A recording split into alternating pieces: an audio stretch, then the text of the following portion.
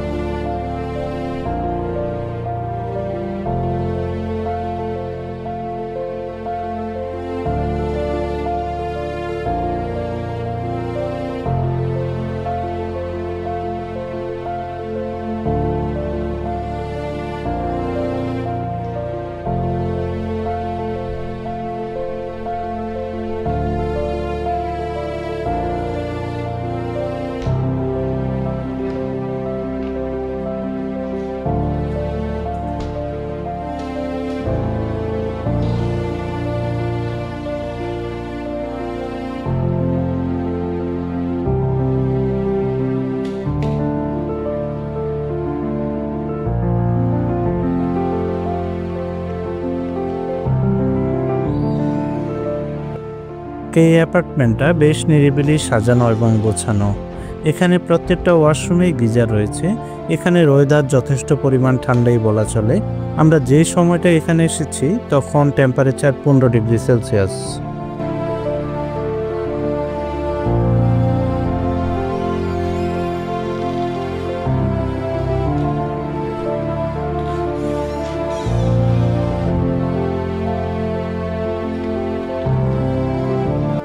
এটা মূলত hill view একটা রুম, কিন্তু এখান থেকে রাতের বেলা খুব ভালো ভিউ পাওয়া যাচ্ছে না।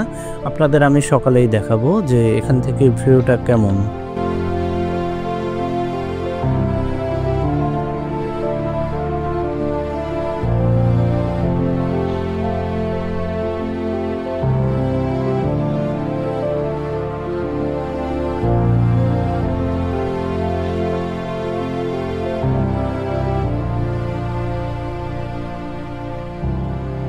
তো আমরা এখন ইপো থেকে আনা গরুর মাংস রান্না করে খেয়ে দিয়ে ঘুম দিচ্ছি। দেখা হচ্ছে আগামীকাল সকালে।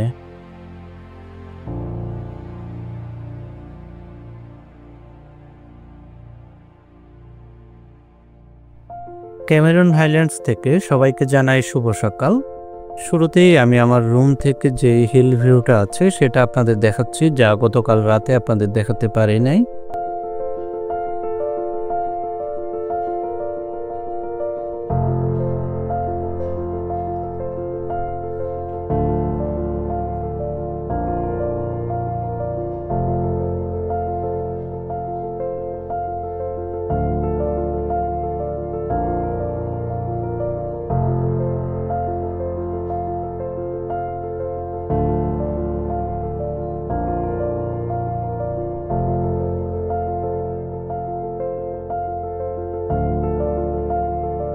এখন আপনাদের বলছি কেন আমাদের গতকালকে রাতে অ্যাপার্টমেন্টে উঠতে বেশ কিছু সময় লেগে যায়।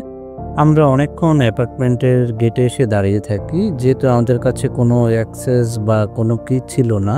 সেক্ষেত্রে আমরা বারবার মেল করছিলাম যাদের থেকে আমরা অ্যাপার্টমেন্টটা বুকিং নেই। এগোডার মাধ্যমে আমরা বুকিং দিয়েছিলাম। তো এখানে আমাদের যে অ্যাপার্টমেন্টের থেকে কি দেওয়ার কথা বা পাসওয়ার্ড দেওয়ার কথা সেটা আমাদের দিতে অনেক সময় লাগিয়ে দেয় তারা। এই জন্যই আপনারা যখন অ্যাপার্টমেন্ট বুকিং দিবেন এগোরার মাধ্যমে, তখন অবশ্যই আপনারা আগে থেকে ইমেলের মাধ্যমে সব ডিটেলস নিয়ে রাখবেন, যে আপনার কি কত নাম্বার বক্সে আপনার কিটা আছে আর তার পাসওয়ার্ডটা কি সব জেনে নেবেন। কারণ এই মিসকমিউনিকেশনের কারণে আমাদের অনেক সময় লেগে যায়। তার উপর বাইরে বেশ ঠান্ডা ছিল, আমাদের প্রায় 1 ঘন্টার মতো সময় নষ্ট হয় অ্যাপার্টমেন্টে উঠতে উঠতে। যাক, তারপরেও উঠেছি আলহামদুলিল্লাহ। এত সুন্দর একটা জায়গায় এসেছি, শুকরিয়া আল্লাহর কাছে। আমরা নাস্তা করে বেরিয়ে পড়লাম।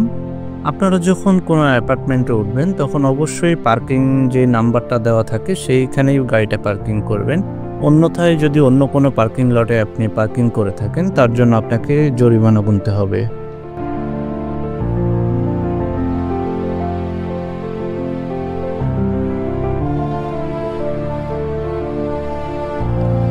আমরা চলে আসি আজকে আমাদের প্রথম গন্তব্য Cameroon Highlands Flora park.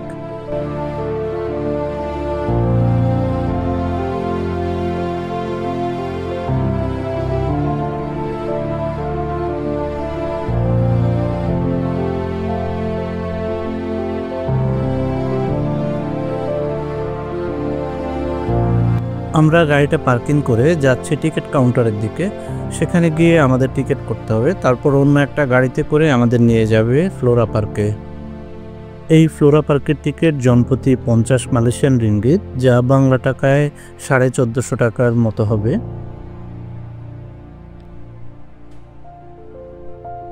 Ticket counter থেকে আমরা এই গাড়িতে করে চলে আসি ফ্লোরা পার্কের ভিতরে। আসতে সময় লেগেছে 5 থেকে 6 মিনিট। খুব অল্প রাস্তায় বলা চলে, কিন্তু অনেকটাই ঢালু এবং খাড়া রাস্তা পার হয়ে আসতে হয়। এই ফ্লোরা পার্কের এন্ট্রিটা এতটাই সুন্দর যে আপনাদের চোখ ধাঁধিয়ে যাবে। অসম্ভব সুন্দর এই জায়গা। যদি ফুল পছন্দ করে থাকেন তাহলে এই জায়গা নিঃসন্দেহে আপনার পছন্দের তালিকায় শীর্ষে অবস্থান করবে।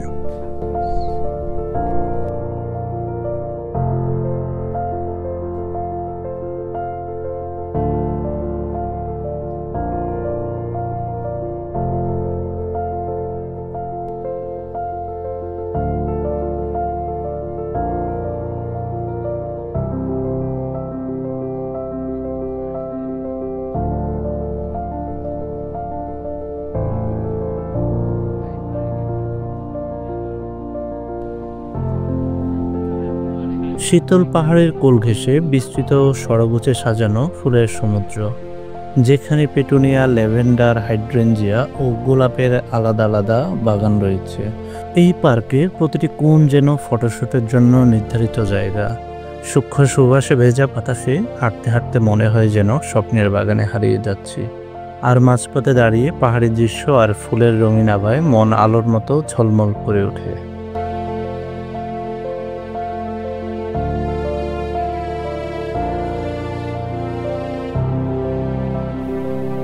আমরা আজকে ক্যামেরুনে সাইট সিইংয়ের উদ্দেশ্যে বের হয়েছি। আমাদের বের হতে একটু লেট হয়েছে, তারপর আমরা চলে আসলাম ক্যামেরুন ফ্লোরা পার্কে। ক্যামেরুন ফ্লোরা পার্কে আপনারা যদি গাড়ি নিয়ে আসেন, এখানে গাড়িটা পার্কিং করতে হবে। যেই স্টপেজ আছে লিঙ্ক দিয়ে দেবো আমি, সেখানে এসে ওদের চাঁদের গাড়ির মতো একটা গাড়ি আছে, সেটাতে করে আপনাকে নিয়ে আসবে উপরে। আর সে পার পার্সন এখানে টিকিটের প্রাইস হলো 50 রিঙ্গিত, কিন্তু ভিতরের সাইডটা আসলে মুগ্ধ করার মতো, আপনাদের ভালো লাগবে, আপনারা আসবেন।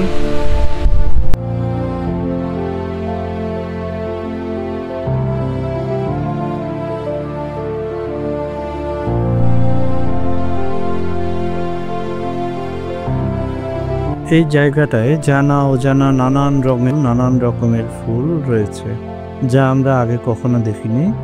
এই জায়গাটা আসলে মুগ্ধ করার মতো একটা জায়গা।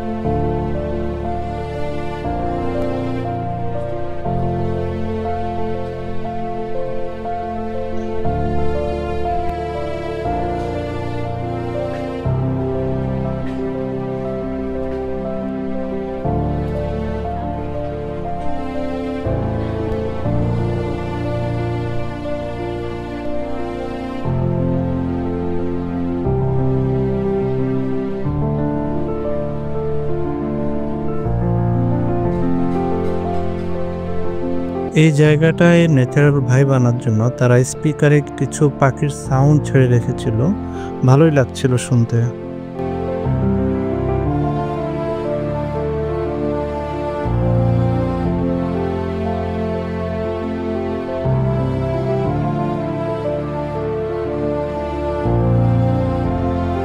এই পার্কটা ইনডোর পার্কের মতো অনেকটা। এখানে বাচ্চাদের খেলার স্থান রয়েছে।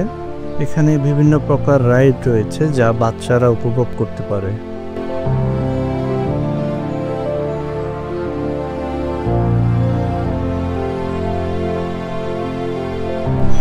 আপনারা যারা বাচ্চাদের নিয়ে আসবেন, এখানে বাচ্চাদের জন্য কিছু অ্যাক্টিভিটি রয়েছে, সেটা টিকিটের সাথে ইনক্লুডেড। এখানে বাচ্চারা স্লাইড করতে পারবে, আরও অনেক কিছু আছে। তারপরে এই পাশে roller coaster, mini roller coaster ride আছে, এগুলোও করতে পারবে। এটা মেবি টিকিটের সাথে adjusted, I am not sure. আপনারা এসে জেনে নেবেন অবশ্যই করার আগে।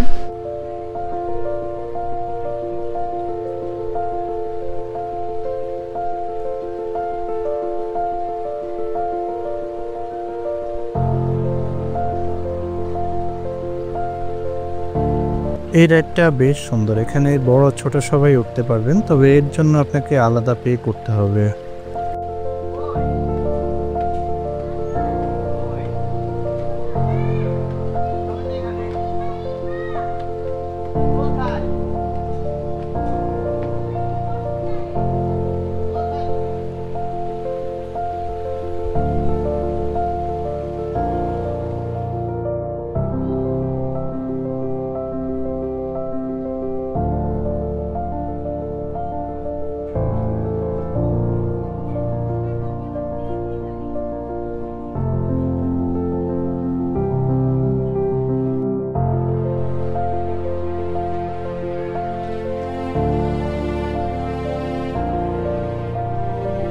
এই অ্যাক্টিভিটিটা হলো দোলনার মতো। এটার প্রাইসটা হলো 10 রিঙ্গিত পার পারসন। আপনারা চাইলে এটা আলাদা টিকিট নিয়ে এনজয় করতে পারেন।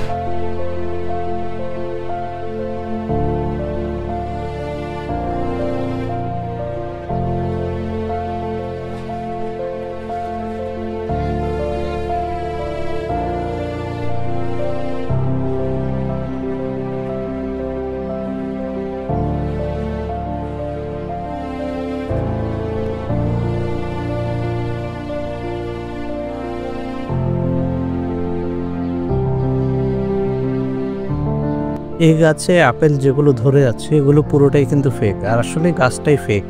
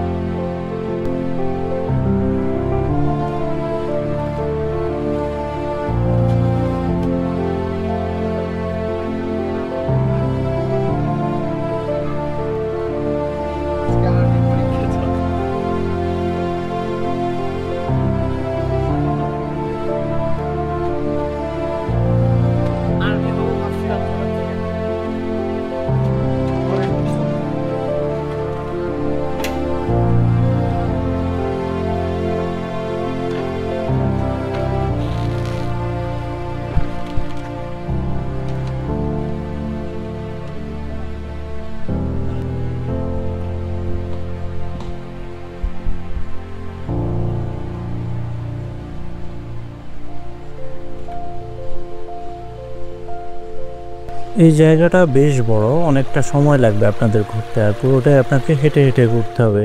এর ভিতর রয়েছে রেস্টুরেন্ট, ক্যাফে, সবই আছে। আপনারা খেতে পারবেন এখানে চাইলেও।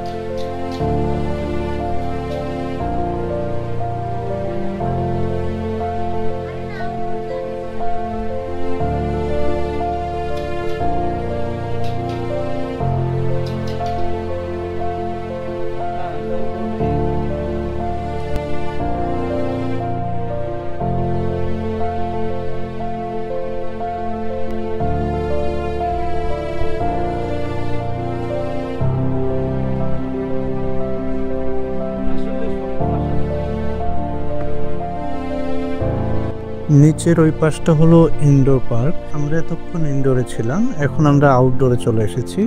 এখানে সিঁড়ি দিয়ে উপরের দিকে যাব। উপরের দিকে একটা সুন্দর জায়গা আছে, আপনাদের গিয়ে দেখাচ্ছি।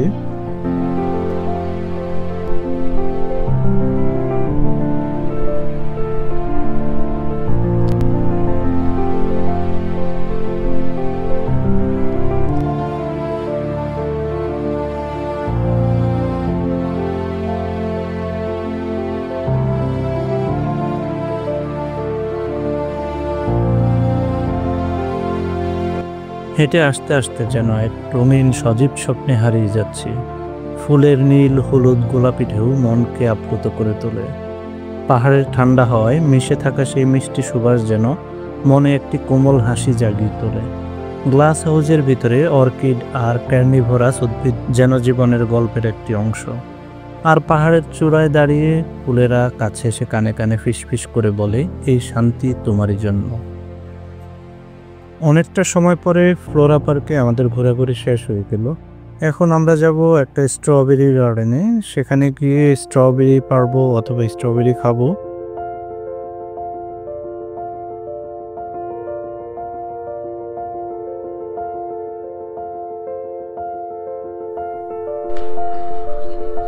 আমরা চলে আসি রাজুস হিল স্ট্রবেরি গার্ডেনে।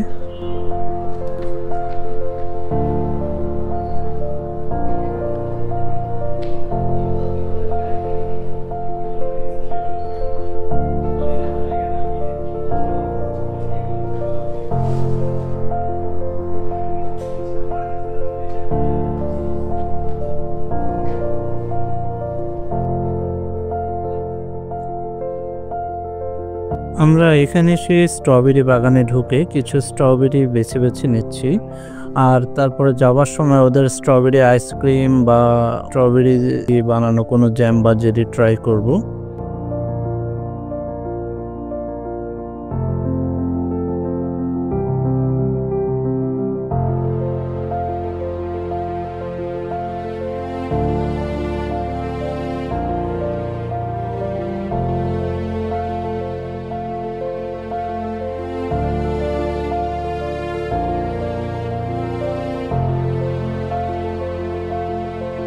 ওদের এখানে বাগানে তেমন স্ট্রবেরি না থাকায় আমরা ওদের strawberry juice, strawberry ice cream try করে চলে আসি। স্ট্রবেরি গার্ডেন থেকে বের হতে আমাদের বিকাল হয়ে যায়, আর এখানে সবগুলো স্পট সন্ধ্যার পরই বন্ধ হয়ে যায়। তাই আমাদের হাতে সময় কম থাকায় আমরা রওনা করি চা বাগানের উদ্দেশ্যে। সেখানে গিয়ে একটু ঘোরাফেরা করব, তারপরে আমরা চলে যাব।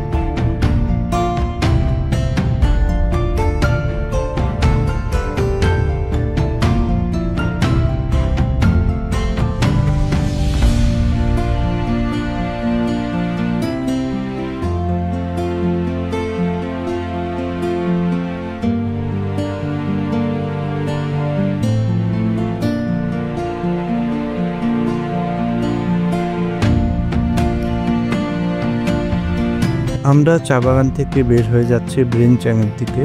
সেখানে গিয়ে আমরা সন্ধ্যার নাস্তাটা করব আর রাতের খাবারের জন্য কিছু কেনাকাটা করব।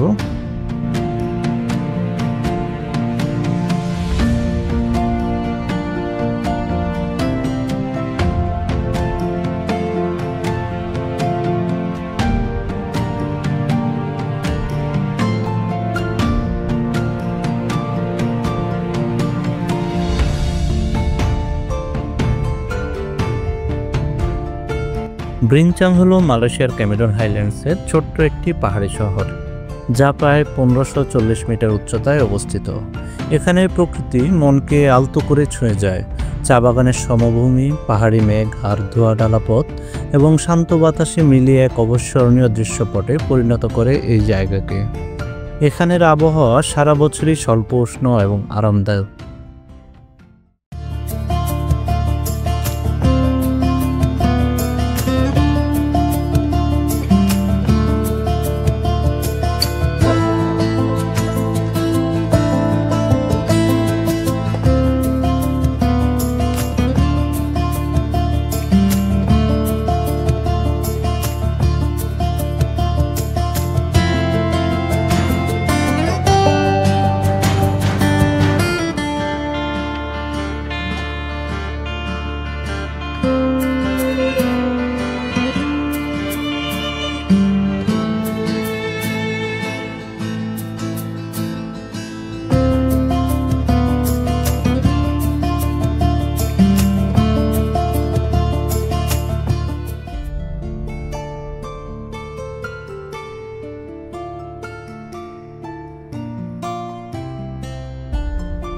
আমরা গাড়িটা পার্কিংয়ে রেখে যাচ্ছি 7-Eleven-এর দিকে। সেখানে গিয়ে আমরা নাস্তা কিনবো আর রাতের খাবারের জন্য কিছু খাবার কিনে নেব।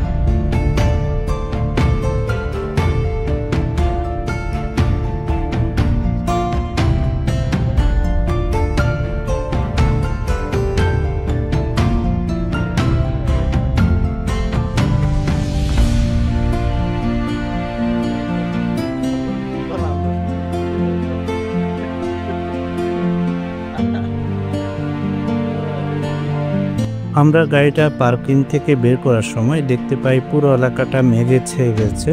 এত দারুণ লাগছিল, ওয়েদারটা যথেষ্ট ঠান্ডা অনুভূত হচ্ছিল। তো আজকের মতো আমরা এখানেই বিদায় নিচ্ছি। দেখা হচ্ছে পরবর্তী ব্লগে। আল্লাহ হাফেজ।